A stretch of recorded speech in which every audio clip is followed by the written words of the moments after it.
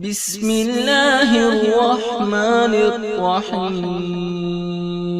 لیکن تجھے پتہ نہیں کہ یہ کسی ماں کا بیٹا ہے، پتہ نہیں کسی بیوی کا شوہر ہے۔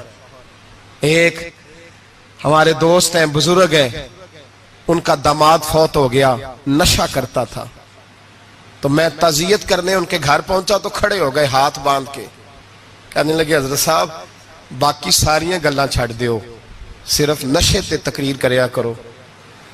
وہ جب جیتا تھا تو تب بھی اس کے بچے یتیم ہی تھے، یتیم ہی تھے۔ میری بیٹی جب میرے گھر آتی تھی اور میں اپنے پوتوں کے اترے کپڑے اسے پہننے کو دیتا تھا تو میرا کلیجہ پھٹتا تھا، اور میری بیٹی اس کی زندگی میں بھی بیوہ کی زندگی گزار رہی تھی۔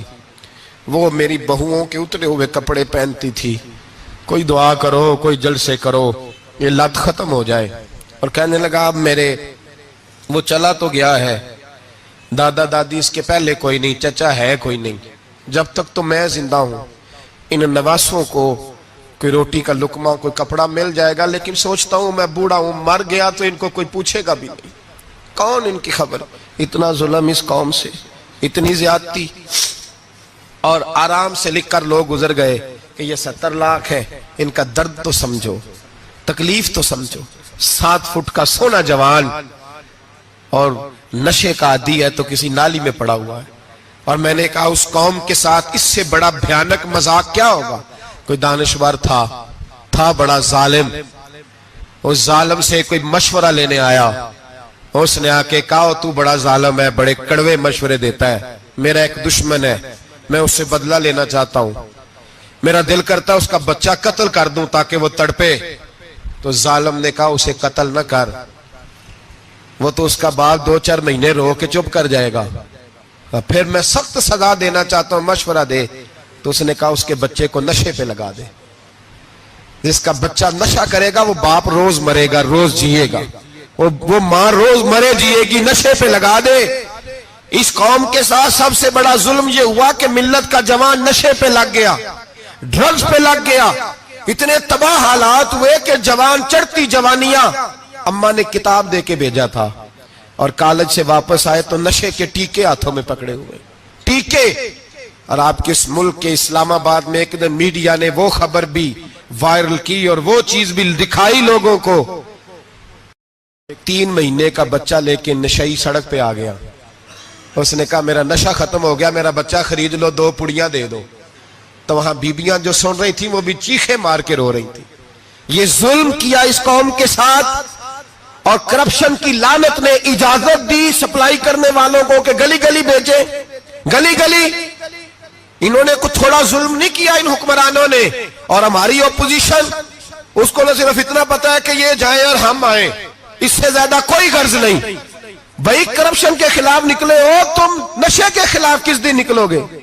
جوئے کے خلاف کس دن؟ قوم تو مر رہی ہے نشے سے، اس کے خلاف میدان میں کب آؤ گے؟ صرف اتنا ہے کہ یہ جائیں اور ہماری باری آئے، اس سے زیادہ کچھ نہیں۔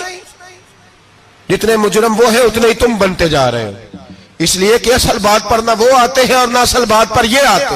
بھائیو، میرے نبی پاک صلی اللہ تعالی علیہ وسلم، اور ایک اور تماشا ہے، یہ میرے پہ اللہ کا یہ احسان رہا، اس لیے نہیں کہ میں پرہیزگار آدمی ہوں، نیک ہوں، اس لیے نہیں، ویسے ہی اللہ بعض اوقات اسباب بناتا ہے، سبب بناتا ہے۔ مجھے نہ شراب کے رنگ کا پتہ ہے، نہ اس کی خوشبو کا پتہ ہے، نہ میں نے کبھی زندگی میں دیکھی ہے، یہ کرم ہے میرے حضرت صاحب کا، میں نے نہیں دیکھی، مجھے نہیں پتا کیسی ہوتی ہے، کچھ باتیں میں نے سنی ہیں۔ ایک محفل میں بیٹھا تھا مجلس میں، تو ایک شخص نے کہا کھانسی نہیں جاتی بچے کی، دوسرا اس کو مشورہ دے رہا ہے، کھانسی نہیں جاتی، بڑی دوائی، دیسی بھی فلاں بھی بڑی کھائی، مشورہ دیا اس کو کہ تو اس طرح کر، اس کو نا شراب کے 2-4 چمچے پلاؤ، کہتے ہیں جی اس کو نا یہ پلاؤ تو صحیح ہو جائے گی۔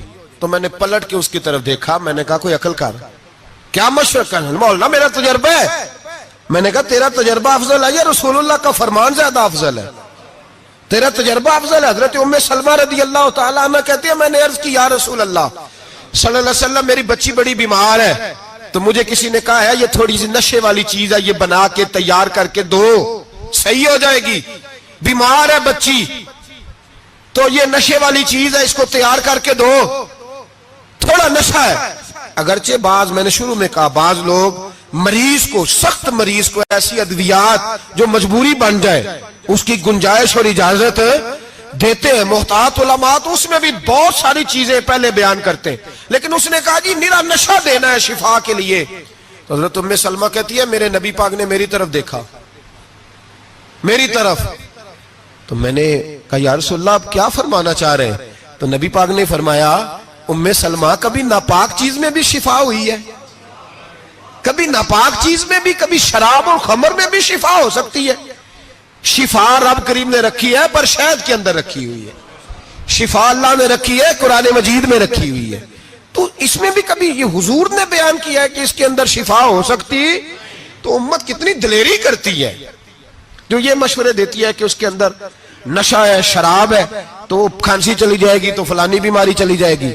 نہ آؤ ان چیزوں پہ، نہ اپنے ایمان کو خرابی دو، اور نہ ایسی باتیں کرو جس سے کہ ڈائریکٹ رسول اللہ صلی اللہ علیہ وسلم کے واضح ارشادات کی مخالفت ہو۔ میرے نبی پاک صلی اللہ علیہ وسلم نے فرمایا، اور پھر کچھ لوگ کہتے ہیں تھوڑی پی ہے جی۔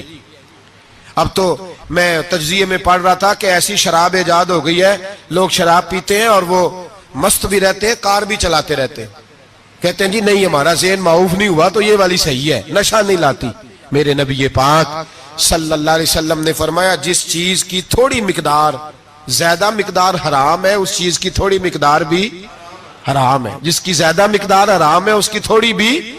تو خمر اور شراب اگر فل پینا جائز نہیں تو تھوڑی پینا بھی جائز، یہ حرام ہے اور حرام تھی اور قیامت تک حرام ہی رہے گی۔ میرے نبی پاک صلی اللہ علیہ وسلم نے منع کیا اور حضور نے اظہار ناپسندیدگی فرمایا، فرمایا 40 دن تو عبادت ہی قبول نہیں ہوتی شراب پینے والے جب تک سچی توبہ نہ کرے۔ ایک دن صحابہ بیٹھے تھے سارے، حضرت ابوبکر صدیق بھی تھے، فاروق اعظم بھی تھے، عثمان غنی بھی تھے، ڈھیر ساری تعداد تھی صحابہ کی، سارے تشریف فرما تھے۔ حضرت عبداللہ ابن عمر رضی اللہ تعالیٰ عنہ حدیث کے راوی ہیں اور مستدرک للحاکم کے اندر، ابن حبان کے اندر یہ روایت موجود ہے۔ فرماتے ہیں صحابہ نہ بات کر رہے تھے، اور بات یہ کر رہے تھے کہ یار لوگوں کو گناہوں سے کیسے روکا جائے، لوگوں کو گناہوں سے گفتگو صحابہ یہ کر رہے تھے۔ عبداللہ ابن عمر کہتے ہیں بیٹھے تھے اور جو گفتگو کر رہے تھے کہ گناہوں سے پلاننگ جی ہوتی تھی، ان کی جو محفلیں ہوتی تھی نا بیٹھ کے، وہ خوش گپیاں نہیں ہوتی تھی بلکہ وہ تبلیغ کی، جد و جہد کی، لوگوں کو برائی سے منع کرنے کے لیے بیٹھتے تھے، اس پر منصوبہ بندی کرتے تھے، پلان کرتے تھے، آگے ترتیب دیتے تھے۔ گفتگو ہو رہی تھی تو اب آپس میں بات ہونے لگی کہ کون سا گناہ زیادہ برا ہے جس پر سب سے پہلے کام کیا جائے۔ تو دور ایک صحابی بیٹھے تھے، ان کا نام تھا عبداللہ ابن عمر، ایک عبداللہ بن عمر ہے اور ایک عبداللہ ابن عمر ہے۔ حضرت عبداللہ ابن عمر دور بیٹھے تھے، بڑے سمجھدار سیانے باریک بین آدمی تھے۔ تو حضرت عمر فاروق اپنے بیٹے سے کہنے لگے جا عبداللہ ابن عمر سے پوچھ کے آ کہ سب سے سخت گناہ کون سا ہے۔ توجہ ہے میرے بھائیوں، ادھر دیکھیے گا میری جانب، پوچھ کے آ کہ سخت گناہ کون سا ہے۔ عبداللہ بن عمر رضی اللہ تعالیٰ عنہ کی خدمت میں جب عبداللہ ابن عمر گئے تو جا کے کہنے لگے کہ صحابہ پوچھتے ہیں کہ آپ نے زیادہ وقت گزارا ہے نبی رحمت صلی اللہ علیہ وسلم کے پاس، تو بتلائیے برا گناہ کون سا ہے، سب سے سخت گناہ، تاکہ سب سے پہلے اس پر پابندی لگائی جائے، اس پر محنت کی جائے۔ تو حضرت عبداللہ ابن عمر کہنے لگے صحابہ کو جا کے بتا دو کہ سب سے برا گناہ شراب پینا ہے، سب سے برا گناہ، اور یہ ام الخبائث ہے، برائیوں کی جڑ ہے، گناہوں کی ماں ہے، یہ بنیاد ہے، باقی گناہ اسی سے شروع ہوتے ہیں۔ کہتے ہیں میں نے آ کے بتایا تو حضرت ابوبکر صدیق رضی اللہ تعالیٰ عنہ سیدنا فاروق اعظم کہنے لگے خود جاتے ہیں، ان کے پاس خود جاتے ہیں، چونکہ ہم نے بات سننی ہے ہم خود جاتے ہیں اور ان سے جا کر کے سوال کرتے ہیں کہ اگر آپ کو اس تفصیل کا پتہ ہے نا تو اس کے پیچھے بھی کوئی تفصیل ہوگی جو میرے نبی پاک نے بیان کی ہوگی صلی اللہ تعالی علیہ وسلم، اس تفصیل کا بھی آپ کو پتہ ہوگا جو نبی پاک نے بیان کی ہوگی، اس بات کے پیچھے جو بیک گراؤنڈ ہے، جو پس منظر ہے۔ فرماتے ہیں کہ ہم اٹھے، عبداللہ ابن عمر کے پاس گئے، ان سے جا کے پوچھا کہ جناب آپ نے یہ تو فرمایا ہے شراب ام الخبائث ہے، تو اس کے پیچھے پس منظر کیا ہے؟ تو عبداللہ ابن عمر کہنے لگے یہ میں نے اپنے پاس سے نہیں کہا، یہ میں نے نبی پاک سے سنا ہوا ہے۔ حضور سید عالم صلی اللہ علیہ وسلم بیٹھے تھے تو حضور نے فرمایا شراب، یہ نشہ، یہ برائیوں کی ماں ہے۔ اور پھر حضور نے ایک مثال بیان فرمائی، نبی رحمت علیہ السلام نے فرمایا بنی اسرائیل کا ایک واقعہ ہے، ایک خوبصورت جوان تھا تو ایک عورت کا دل آ گیا اس پر۔ یہ یاد رکھ لیں، ہم لڑکوں کو منع کرتے رہتے ہیں لیکن ہمیں گھر کی بچیوں پر بھی توجہ دینی ہوگی، ہمیں ان کے فون پر بھی نگرانی کرنی ہوگی، ہمیں وہاں بھی غور کرنا ہوگا، اس لیے کہ اگر کوئی بچی گنجائش نہ دے تو میرا خیال ہے کہ لڑکا جرت کرنے کی طاقت نہیں رکھتا، تو وہاں بھی ان کی اماں سے کہے کہ پابندی لگائے، بچی کسی کا موبائل لے کر کے کہیں اس کو استعمال تو نہیں کر رہی، اس پودے پر بھی توجہ دے، درخت بننے سے پہلے اس کی بھی نگرانی کریں، یہ بھی بڑا ضروری کام ہے۔ عورت کا دل آ گیا تو نبی پاک علیہ السلام فرماتے اس نے کوئی بہانہ لگایا، کسی کو کہا کہ اس نوجوان کو بلا کے لاؤ، اس کو کہو کہ ہم نے کوئی گواہی لینی ہے تجھ سے۔ وہ نوجوان آیا، ایک کمرے میں داخل ہوا تو اگلے کمرے میں لے گئے، وہاں داخل ہوا تو اس سے اگلے کمرے میں لے گئی، وہ داخل ہوا تو اسی طرح 7 مکفل کمروں میں لے گئی۔ میرے کریم رسول میرے محبوب پاک علیہ السلام فرماتے ہیں، صحابہ کو سمجھا رہے ہیں میٹھے لب و لہجے میں، فرماتے ہیں جب سب سے پچھلے کمرے میں لے گئی تو ایک لڑکا بندھا ہوا تھا وہاں رسیوں سے، شراب کا پیالہ پڑا ہوا تھا، اور بی بی کہنے لگی کوئی گواہی شواہی نہیں لینی، تجھے اس لیے بلایا ہے کہ تیرے اوپر دل آ گیا ہے، اب میرے ساتھ منہ کالا کر۔ تو وہ جوان کہنے لگا نہیں، میں نے اپنے نفس کو پاک رکھا ہوا ہے، میری نظر بھی پاک ہے، دل بھی پاک ہے، اور اس کی برکت یہ ہے کہ رب نے میری روح کو بھی پاک رکھا ہوا ہے، تو میں یہ حرکت نہیں کر سکتا۔ پاک لوگ پلید کاموں کی جانب توجہ نہیں کرتے، میں یہ حرکت نہیں کر سکتا۔ اقبال نے اپنے بیٹے کو دعا دی تھی، اس نے کہا تھا حیا باقی نہیں ہے زمانے کی آنکھ میں، خدا کرے کہ رہے تیری جوانی بے داغ، خدا کرے کہ رہے تیری جوانی بے داغ۔ کہا میرے ساتھ منہ کالا کر، اس نے کہا میں نہیں کرتا۔ کہنے لگی چل پھر اس کو قتل کر، اس کو میں نے باندھا ہوا۔ اس نے کہا میں قتل کیوں کروں، میری کیا دشمنی ہے؟ کہا پھر شراب پیو، کہا میں شراب بھی نہیں پیتا۔ تو کہنے لگی اب تو میں نے تجھے اپنے چنگل میں پھانس لیا ہے، اب تو یہاں سے بچ کے جا نہیں سکتا، اور اگر تو باہر جائے گا تو میں شور کروں گی، لوگ جمع کروں گی، اس نے میری عزت آبرو پہ ہاتھ ڈالا ہے، تو بچ تو نہیں سکتا، ایک کام تو کرنا پڑے گا۔ محبوب فرماتے اس نوجوان نے سوچا کہ زنا بھی بہت بڑا جرم ہے، قتل بھی بہت بڑا گناہ ہے، چلو اب مجبوری ہے تو شراب پی لیتا ہوں۔